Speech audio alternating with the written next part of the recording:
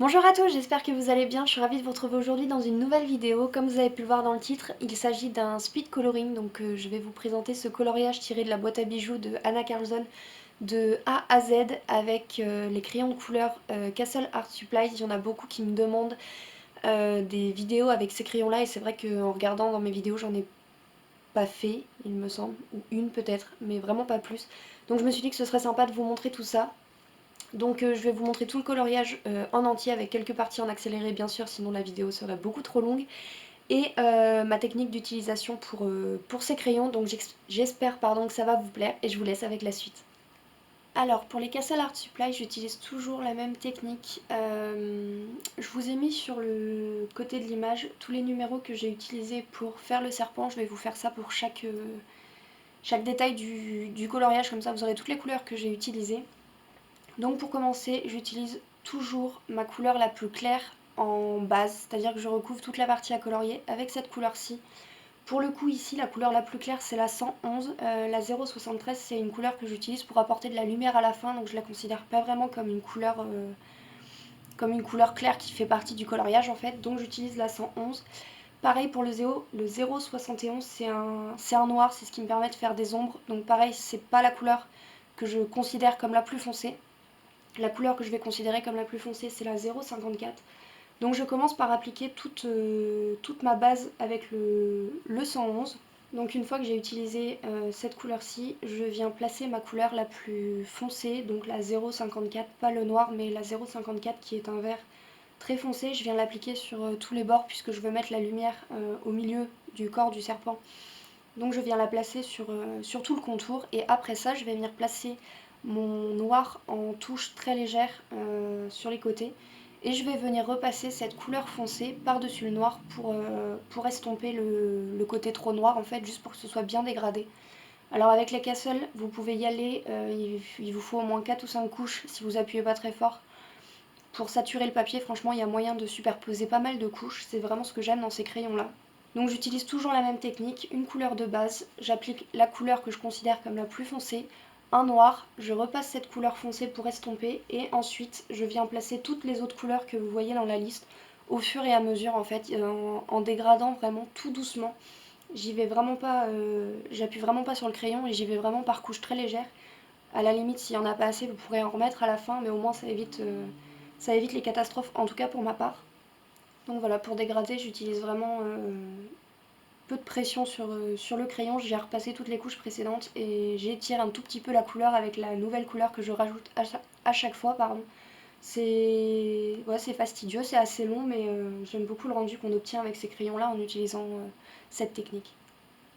Donc comme vous voyez, je descends vraiment tous les crayons dans l'ordre de ma liste que j'ai faite. Une fois que j'arriverai à la couleur que j'avais placée en base dès le début, ça va me servir à terminer de faire mon dégradé et je vais repasser une légère couche sur toute la zone plus claire qu'il reste, histoire de redonner un petit peu ce côté vert qu'on n'a pas forcément au début. Et je vais terminer avec le 0,73 qui est un espèce de jaune crème très pâle, juste sur la zone qui était claire pour apporter un petit peu de lumière et le rendre un petit peu plus lumineux du coup. Donc voilà, je vais utiliser cette technique sur absolument tout mon colo, donc le serpent, les fleurs, les feuilles, etc. C'est vraiment la technique que j'utilise avec ces crayons-là. Je trouve que c'est ce qui marche le mieux pour moi en tout cas. Donc je vais vous laisser avec la suite du colo en accéléré pour les parties que vous aurez déjà vues. Je vous mettrai les listes avec les numéros sur le côté comme vous avez pu voir, comme ça vous n'aurez pas de mal à vous y retrouver.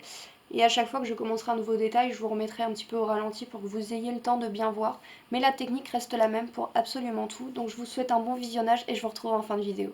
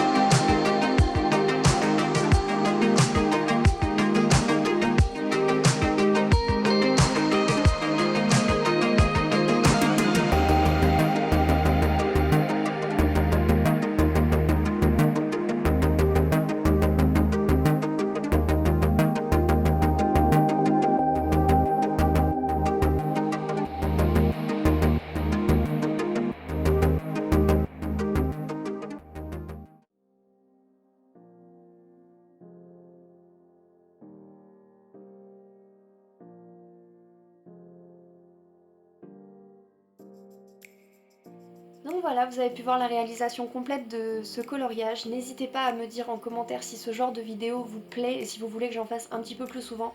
C'est vrai que c'est des vidéos très longues à tourner et à monter, donc j'en fais assez peu, mais dites-moi ça et j'essaierai d'en faire un petit peu plus si c'est ce qui vous plaît. N'hésitez pas non plus à me dire en commentaire s'il y a quelque chose que vous n'avez pas compris ou si j'ai pas été assez claire ou si vous avez des questions, je me ferai un plaisir d'y répondre. J'espère de tout cœur que cette vidéo vous aura plu. Sur ce, je vous fais plein de gros bisous et je vous dis à la semaine prochaine pour une nouvelle vidéo. Bye!